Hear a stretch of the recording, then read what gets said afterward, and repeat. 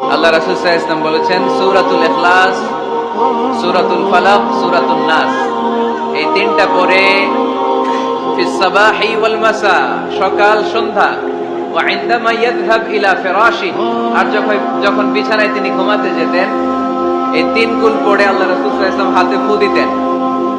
আর ওই ফু দেয়া হাতটা মাথা থেকে মুছতে মুছতে পা পর্যন্ত মুছতেন। It's a protection from a lord, এটা আমাদের রবের পক্ষ থেকে একটা প্রোটেকশন।